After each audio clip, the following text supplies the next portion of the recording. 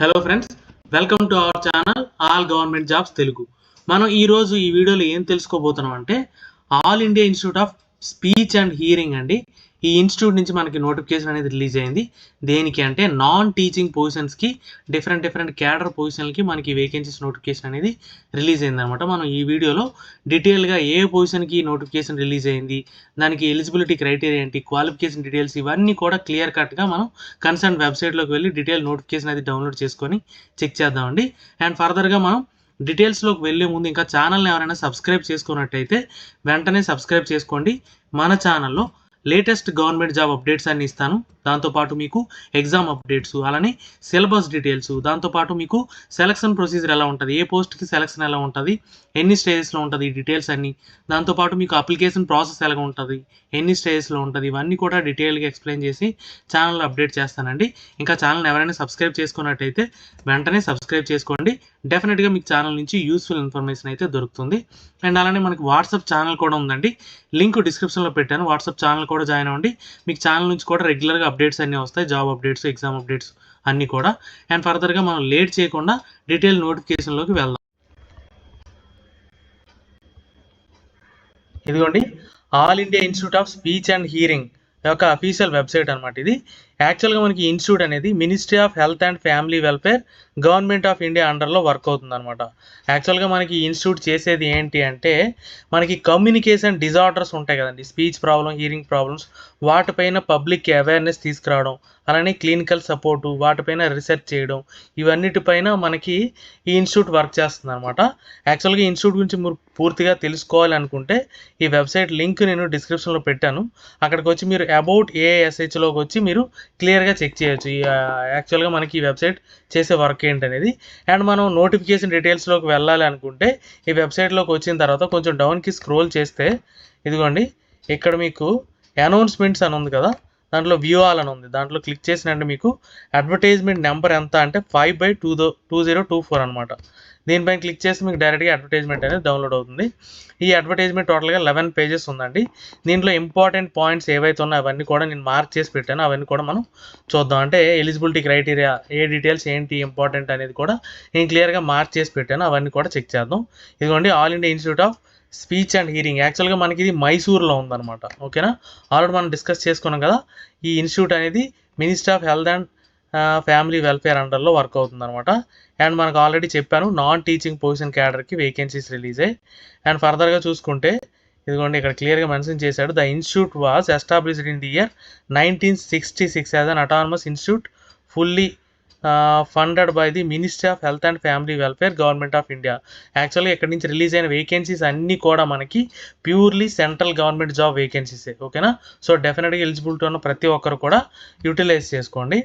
And ఫర్దర్గా మనం చూసుకుంటే ఇదిగోండి, ఇక్కడ క్లియర్గా మెన్షన్ చేశాడు అనమాట, the institute invites online application from the dedicated and committed Indian national to fill the following post at the institute on direct recruitment basis through ఈ స్మార్ట్ పోర్టల్ అని. మీరు అప్లై చేయాలనుకుంటే ఈ వెబ్సైట్లోకి వెళ్ళి అప్లై చేయాలి. ఓకేనా, ఆన్లైన్లో మాత్రం అప్లై చేయాలి. అప్లై చేసిన ప్రొసీజర్ కూడా ఉంది. అప్లై చేసిన తర్వాత కూడా డాక్యుమెంట్ కూడా పంపించాలి. ఏ అడ్రస్ పంపించాలనేది కూడా ఫర్దర్గా చూద్దాం. అండ్ నెక్స్ట్ చూసుకుంటే ఆల్రెడీ చెప్పాను కదా, నాన్ టీచింగ్ పొజిషన్స్ అని టోటల్గా 5 కేటగిరీ పొజిషన్స్ ఉన్నాయండి. అందులో మనం ఈ 2 చూద్దాం. మిగిలినవన్నీ కూడా కొంచెం క్వాలిఫికేషన్ అంతా డిఫరెంట్గా ఉంది. ఒకవేళ ఉన్నవాళ్ళు అది కూడా అప్లై చేయొచ్చు. ఇందులో ఈ జూనియర్ టెక్నికల్ ఆఫీసర్ ఉంది కదా, ఈ పొజిషన్, అలానే ఎగ్జిక్యూటివ్ అసిస్టెంట్ గ్రేడ్ 2, ఈ 2 క్యాడర్లకి మనకి ఎలిజిబిలిటీ క్రైటీరియా ఏంటనేది చూద్దాం. అండ్ ఫస్ట్ క్యాడర్ మిగిలి చూసుకుంటే ఒకవేళ మీకు ఈ క్వాలిఫికేషన్ ఉందనుకోండి, మీరు అప్లై చేయొచ్చు. ఇక్కడ రిలీజ్ అయిన ఈ 5 వేకెన్సీస్ కూడా మీకు 5 కేటగిరీస్ కూడా డైరెక్ట్ రిక్రూట్మెంట్ బేసిస్లోనే. అందులో ఫస్ట్ మనం ఆల్రెడీ చెప్పాం కదా, ఫస్ట్ కేటగిరీ ఏంటంటే ఆడియాలజిస్ట్ అండి. దీనికి ఏం ఉండాలంటే BSc degree in speech and hearing ఉండాలి. ఉన్న వాళ్ళు అప్లై చేసుకోవచ్చు. అండ్ ఫర్దర్గా ఇంకో కేటగిరీ కూడా ఉంది. అది కూడా మీకు ఇదిగోండి, method of recruitment direct recruitment base మీద ఏంటి అంటే క్లినికల్ సైకాలజిస్ట్ అనమాట. దీనికి కూడా MA psychology or MSc in psychology from recognised university. ఓకేనా, అండ్ అలానే దాంతోపాటు మీకు 2 years ఎక్స్పీరియన్స్ కూడా అడిగాడు. ఉన్న వాళ్ళు అప్లై చేసుకోవచ్చు. అన్నిటికీ కూడా 30 years ఏజ్ అనేది అడిగాడు అనమాట. అండ్ దాంతోపాటు రిలాక్సేషన్ కూడా ఉంది, అది కూడా చూడొచ్చు. అండ్ అలానే మనం చూద్దాం అనుకున్న పొజిషన్ ఇదండి, junior technical officer group B position అనమాట. ఇది జూనియర్ టెక్నికల్ ఆఫీసరు. దీనికి చూసుకుంటే మీకు లెవెల్ 6 పే మ్యాట్రిక్స్ అండి. ఈజీగా మీకు 40,000 అబోవ్ అనే శాలరీ ఉంటుంది. అండ్ ఎడ్యుకేషన్ క్వాలిఫికేషన్స్ విషయానికి వస్తే BE in electronics and communication engineering, లేదనుకుంటే ఐటీ ఆర్ కంప్యూటర్ సైన్స్, ఈ&ఈ ఎలక్ట్రికల్ అండ్ ఎలక్ట్రానిక్స్, బయోమెడికల్, ఇక్కడ ఇచ్చిన ఏ బ్రాంచెస్లో మీకు బీఈ కానీ బీటెక్ కానీ ఉంటే మీరు అప్లై చేసుకోవచ్చు. ఓకేనా. లేదు మీకు 3 years డిప్లొమా ఉందనుకోండి, సేమ్ బ్రాంచెస్లో ఎలక్ట్రానిక్స్ అండ్ కమ్యూనికేషన్లో కానీ కంప్యూటర్ సైన్స్లో కానీ ఈ&ఈలో కానీ మీకు డిప్లొమా ఉంటే 2 years ఎక్స్పీరియన్స్ అడిగాడు. ఓకేనా. లేదు అనుకుంటే మీకు ఎంఎస్సీ ఎలక్ట్రానిక్స్ ఉన్నా సరే మీరు అప్లై చేయొచ్చు. ఇక్కడ టోటల్గా 3 కేటగిరీస్లో క్వాలిఫికేషన్ అనేది అడిగాడు. ఒకటిది ఇక్కడ ఇచ్చిన ఈ బ్రాంచెస్లో బీఈ కానీ బీటెక్ కానీ ఉండాలి without experience.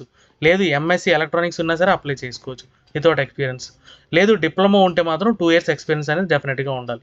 Desirable experience అడిగాడంటే 2 years, but ఇదేం మ్యాండేటరీ కాదు. మీకు ఉంటే అప్లై చేయొచ్చు, మీకు అడిషనల్ బెనిఫిట్ అనేది ఉంటుంది. లేకున్నా సరే అప్లై చేయొచ్చు. ఓకేనా. అండ్ ఫర్దర్గా ఇంకొక పొజిషన్ చూసుకుంటే ఎగ్జిక్యూటివ్ అసిస్టెంట్ గ్రేడ్ 2 అనమాట. ఈ రెండు కూడా గ్రూప్ బి పొజిషన్సే. దీనికి కూడా చూసుకుంటే మీకు క్వాలిఫికేషన్ అనేది ఇక్కడ ఏజ్ లిమిట్ 30 years. ప్రతి పోస్ట్కి మీకు 30 years అడిగాడండి. దాంతోపాటు ఏజ్ రిలాక్సేషన్ కూడా అనేది కూడా ఫర్దర్గా చూద్దాం. అండ్ ఇది కూడా పే లెవెల్ 6, అంటే లెవెల్ 6 పే మ్యాట్రిక్స్లో లెవెల్ 6 అనమాట క్యాడర్ కూడా. ఇది కూడా మీకు 40,000 అబోవ్ శాలరీ అని ఉంటుంది. ఇక్కడ ఎడ్యుకేషన్ క్వాలిఫికేషన్స్ ఈ ఎగ్జిక్యూటివ్ అసిస్టెంట్ గ్రేడ్ 2 చూసుకుంటే మీకు ఏంటంటే ఇక్కడ bachelor degree of a recognise university అన్నాడు. అంటే మీకు ఎనీ డిగ్రీ ఏదున్నా ఏ డిగ్రీ ఉన్నా సరే మీరు అప్లై చేయొచ్చు. అంటే BSc, BA, BCom, BTech, BE ఏ ఉన్నా సరే మీరు అప్లై చేయొచ్చు. దాంతోపాటు మీకు ఏంటంటే టైపింగ్ నాలెడ్జ్ ఉండాలండి. ఇక్కడ మీకు షార్ట్ హ్యాండ్ టైపింగ్ స్పీడ్ అనేది చెక్ చేస్తారనమాట స్కిల్ టెస్ట్లో. ఓకేనా. ఇదొకటి ఇంపార్టెంట్ అనమాట. అండ్ ఫర్దర్గా చూసుకుంటే దీనికి కూడా ఎక్స్పీరియన్స్ అడిగాడండి. స్టెనోగ్రఫీలో టైపిస్టు, సెక్రటేరియట్ అసిస్టెంట్, వీటి మీద మీకు ఎక్స్పీరియన్స్ ఉంటే మీకు కొంచెం అడిషనల్ బెనిఫిట్ అనేది ఉంటుంది అనమాట. ఓకేనా. ఇంకొకటి ఏంటంటే మల్టీ రీహాబిటేషన్ వర్కర్ అనమాట. దీనికి కూడా సేమ్ 10+2 ఉండి డిప్లొమా ఉండాలన్నమాట. కన్సర్న్డ్ డిసిప్లిన్లో మీకు డిప్లొమా ఉంటే మీరు అప్లై చేసుకోవచ్చు. అండ్ అలానే ఇంపార్టెంట్ డేట్స్ చూసుకుంటే మీకు యాక్చువల్గా ఈ నోటిఫికేషన్ అనేది రిలీజ్ అయిన తర్వాత 45 days అండి. అంటే మీకు ఆల్మోస్ట్ చూసుకుంటే అక్టోబర్ 1st week వరకు మీకు ఉంటుంది టైం. ఓకేనా. అక్టోబర్ 1st week లోపు మీరు అప్లై చేసి, మీకు అప్లై చేసిన తర్వాత వచ్చిన ప్రింట్అవుట్ కాపీ కూడా పంపించాలి. అది కూడా మీకు చెప్తాను డీటెయిల్గా. అండ్ ఫర్దర్గా చూసుకుంటే all post are intend to be filled on regular base. Already చెప్పాను కదా, ఇవన్నీ కూడా purely central government permanent job వేకెన్సీసే. ఓకేనా. అండ్ ఫర్దర్గా చూసుకుంటే ఇక్కడ all the details furnished in the online application will be treated as final, no changes. అంటే మీరు అప్లై చేసిన తర్వాత ఏమైనా చేంజెస్ చేయాలంటే అవ్వదు. సో అప్లై చేసినప్పుడే క్లియర్ కట్గా 1-2 సార్లు చెక్ చేసుకొని అప్పుడు మాత్రమే సబ్మిట్ చేసి పేమెంట్ చేయండి. ఓకేనా. అండ్ ఫర్దర్గా చూసుకుంటే ఇదిగోండి, in case of boards university institute awarded CGPA, GPA అన్నాడు. అంటే ఒకవేళ మీకు GPA, CGPA, SGPA ఉందనుకోండి, దాన్ని పర్సంటేజ్ కింద కన్వర్ట్ చేసి మాత్రమే ప్రొవైడ్ చేయాలి. ఆ పర్సంటేజ్ కన్వర్షన్ ఫార్ములా కూడా మీ దగ్గర ఉండాలని చెప్పి ఇక్కడ మెన్షన్ చేశాడు అనమాట. ఇంకోటి ఏంటంటే ఎవరైతే గవర్నమెంట్ సర్వీస్లో ఉన్నారో వాళ్ళు నో అబ్జెక్షన్ సర్టిఫికేట్ కూడా డెఫినెట్గా ప్రొడ్యూస్ చేయాలి. అండ్ అలానే ఈ స్కేల్ పే ఆల్రెడీ చెప్పాను కదా, 7th CPCలో మనం చెప్పుకున్న 2 పొజిషన్స్ కూడా 6 అనమాట. పే లెవెల్ 6, మీకు పే స్కేల్ కూడా మంచి పే స్కేల్ ఇచ్చాడు. అండ్ దాంతోపాటు మీకు ఆల్రెడీ అంటే ఇది ప్యూర్లీ సెంట్రల్ గవర్నమెంట్ జాబ్ కాబట్టి DA, HRA, TA ఇవన్నీ కూడా ఉంటాయన్నమాట. ఓకేనా. అండ్ ఫర్దర్గా చూసుకుంటే మీకు ఏజ్ రిలాక్సేషన్ అనేది యాజ్ పర్ గవర్నమెంట్ నామ్స్ ఉంటుంది. అంటే SC, STకి 5 years, OBCకి 3 years అనేది డెఫినెట్గా ఉంటుంది. ఈ 30 yearsతో పాటు మీరు అడిషనల్గా మీకున్న కమ్యూనిటీకి ఆ రిజర్వేషన్ అనేది క్లెయిమ్ చేసుకోవచ్చు. బట్ మీకు ఈ సర్టిఫికేట్ ఏదైతే ఉందో అది on are after April 1st, 2024, అంటే April 1st తర్వాత ఇష్యూ అయిన సర్టిఫికేట్ మాత్రమే వ్యాలిడేషన్ కింద వాళ్ళు తీసుకుంటారు. ఒకవేళ అంతకంటే ముందు సర్టిఫికేట్ ఉంటే అది మీకు యాక్సెప్ట్ చేయరు అనమాట. ఓకేనా. OBC వాళ్ళకి నాన్ క్రిమీ లేయర్ సర్టిఫికేట్ అయి ఉండాలి, అది కూడా మీరు దృష్టిలో పెట్టుకోండి. అండ్ ఫర్దర్గా చూసుకుంటే ఇదిగోండి, నేను ఆల్రెడీ చెప్పాను కదా, OBC సర్టిఫికేట్ ఇష్యూ అయింది ఎప్పుడు అంటే April 1st, 2024 తర్వాత ఇష్యూ అయిన సర్టిఫికేట్ మాత్రమే వాళ్ళు యాక్సెప్ట్ చేస్తారనమాట. ఓకేనా. ఇంకోటి ఏంటంటే ఇక్కడ the schedule regarding the return skill test, practical test ఇవన్నీ కూడా మీకు కన్సర్న్ వెబ్సైట్లో అప్డేట్ చేస్తానని చెప్పి ఇచ్చాడనమాట. అండ్ స్కీము, ఎగ్జామ్ ఎప్పుడు ఉంటుంది, ఎగ్జామ్ డీటెయిల్స్ అన్నీ కూడా ఫర్దర్గా మీకు కాల్ లెటర్ వస్తుంది, దాంట్లో డీటెయిల్గా ఉంటుందని చెప్పి మెన్షన్ చేశాడు. And group B, group C పొజిషన్కి ఓన్లీ మీకు ఏముంటుంది, స్కిల్ టెస్ట్ ఉంటుంది, ఇంటర్వ్యూ ఉండదు అని చెప్పి ఇక్కడ మెన్షన్ చేశాడు. అది ఆల్రెడీ గవర్నమెంట్ ఆర్డర్ అనమాట. అండ్ ఇక్కడ ఇంకొక ఇంపార్టెంట్ పాయింట్ ఏంటి అంటే మీకు ఇక్కడ ఏదైతే రిటర్న్ టెస్ట్, స్కిల్ టెస్ట్ ఇవన్నీ పెడతాడో అదంతా కూడా క్వాలిఫైయింగ్ నేచరే. ఫైనల్ మెరిట్ మాత్రం మీకు ఎగ్జామ్ మీ క్వాలిఫికేషన్ ఏదైతే ఉందో దాంట్లో వచ్చిన పర్సంటేజ్ మీదే మీకు ఫైనల్ సెలక్షన్ అనేది ఉంటుందని చెప్పి ఇక్కడ మెన్షన్ చేశాడు. యాక్చువల్గా మనకి స్కిల్ టెస్ట్ అనేది అన్ని గవర్నమెంట్ సర్వీసులు ఎలా ఉంటుందంటే స్కిల్ టెస్ట్ మాత్రమే క్వాలిఫైయింగ్ నేచర్ ఉండి ఫైనల్ సెలక్షన్ మాత్రం మీరు రాసిన రిటర్న్ ఎగ్జామ్ మీద డిపెండ్ అవుతుంది. బట్ ఇక్కడ మాత్రం స్పెషల్గా ఏం ఇచ్చాడంటే మీ క్వాలిఫికేషన్లో వచ్చిన పర్సంటేజ్ మీద డిపెండ్ అవుతుందని చెప్పి ఇచ్చాడు. ఇది కొంచెం డిఫరెంట్గా ఇచ్చాడు అనమాట. ఇది ఒకటి దృష్టిలో పెట్టుకోండి. ఇంకోటి ఏంటంటే ఒకవేళ మీరు ఒకటి కంటే ఎక్కువ పోస్ట్కి అప్లై చేయాలనుకుంటే, మీకు ఎలిజిబిలిటీ ఉండి ఒకటి కంటే ఎక్కువ పోస్ట్కి అప్లై చేయాలనుకుంటే సెపరేట్ అప్లికేషన్ పెట్టాలి అండ్ సెపరేట్ ఫీజు కూడా పే చేయాలన్నమాట. అదొక important point. Only important points అన్ని కూడా నేను మార్క్ చేసి పెట్టానండి. ఇక్కడ ఆల్రెడీ చెప్పాం కదా, లాస్ట్ డేట్ ఏది అంటే మీకు ఎంప్లాయ్మెంట్ న్యూస్లో ప్రొడ్యూస్ అయిన తర్వాత 45 డేస్లోపు అప్లై చేయాలని. ఓకే. అండ్ ఫర్దర్గా చూసుకుంటే ఇవన్నీ కూడా జనరల్ ఇన్స్ట్రక్షన్స్ ఏనండి.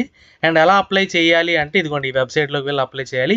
అప్లై చేసిన తర్వాత వచ్చిన ప్రింట్అవుట్ కాపీ ఇదిగోండి, candidates are advised to take a printout of the same and send their hard copy of online application along with all necessary supporting documents with self attested copies అన్నాడు. అంటే మీ documents ఏవైతే ఉన్నాయంటే అంటే మీ education qualifications 10th onwards with mark sheets కూడా పెట్టాలి. అది కూడా మెన్షన్ చేశాడు. All semester mark sheets, final provisional certificate 10th onwards ప్రతిదీ పెట్టాలి. దాంతోపాటు మీ క్యాస్ట్ సర్టిఫికేట్, ఒకవేళ ఎక్స్పీరియన్స్ ఉంటే ఎక్స్పీరియన్స్ సర్టిఫికెట్, ఈ డాక్యుమెంట్స్ అన్నీ కూడా అటాచ్ చేసి అలాగే రీసెంట్ పాస్పోర్ట్ సైజ్ ఫోటోగ్రాఫు, మీ సిగ్నేచర్ ఇవన్నీ కూడా అటాచ్ చేసి ఇక్కడ ఇచ్చిన అడ్రస్ ఇచ్చాడు కదా, ఈ అడ్రస్కి సెండ్ చేయాలన్నమాట. ఓకే, ఈ అడ్రస్కి సెండ్ చేయాలి. ఇంకోటి ఏంటంటే ఏదైతే ఎన్వలప్లో మీరు ఈ డాక్యుమెంట్స్ అన్నీ పెడుతున్నారో ఆ ఎన్వలప్ పైన క్లియర్గా మెన్షన్ చేయాలి application for the post of అని చెప్పి పోస్ట్ కోడ్ కూడా మెన్షన్ చేసి హార్డ్ కాపీ అనేది పంపించాలన్నమాట. హార్డ్ కాపీ కూడా లాస్ట్ డేట్ ఆల్రెడీ చెప్పుకున్నాం కదా, October 1st వీక్ ఈ లోపే అక్కడికి రీచ్ అయిపోవాలన్నమాట. ఓకేనా. అండ్ అప్లికేషన్ ఫీజు విషయానికి వస్తే 600 రూపీస్ అండి. Post general category and OBC వాళ్ళకి 600 rupees and SC ST category వాళ్ళకి 250 రూపీస్. ఉమెన్ అలాగే పీడబ్ల్యూ క్యాండిడేట్స్కి అయితే ఎగ్జామ్షన్ ఉంది. మిగిలిన వాళ్ళందరూ కూడా యాజ్ పర్ ది ఇక్కడ క్రైటీరియా మనం ఫీజు అనేది పే చేయాలన్నమాట. ఓకే, ఫీజు పేమెంట్ కూడా ఓన్లీ ఆన్లైన్లో మాత్రమే పే చేయాలి. ఓకేనా, ఇది కూడా ఇంపార్టెంట్ పాయింట్. అండ్ ఇంకోటి ఏంటంటే మీరు 2 అప్లికేషన్లు పెడితే ఈచ్ అప్లికేషన్కి సెపరేట్ ఫీజు కూడా పే చేయాలి. అదే ఇక్కడ మెన్షన్ చేశాడు. అండ్ ఫర్దర్గా చూసుకుంటే hard copy of application forms without the prescribed application fee, transaction number, ఈ డేట్ అంటే ఈ డీటెయిల్స్ ఏమీ లేకుండా అప్లికేషన్ వెళ్ళింది అనుకోండి రిజెక్ట్ అయిపోతుంది. ఓకేనా, అదొకటి దృష్టిలో పెట్టుకోండి. క్లియర్గా చెక్ చేసుకొని అప్లై చేసి హార్డ్ కాపీ కూడా అన్నీ కూడా చెక్ చేసి పంపించండి. ఓకే, ఇవన్నీ డీటెయిల్స్. ఏమైనా డౌట్స్ ఉంటే కమెంట్ చేయండి, డెఫినెట్గా క్లారిఫై చేస్తాను. వీడియో నచ్చితే లైక్ చేయండి, మీ ఫ్రెండ్స్కి షేర్ చేయండి. ఛానల్ని సబ్స్క్రైబ్ చేయడం మర్చిపోకండి. Thank you so much.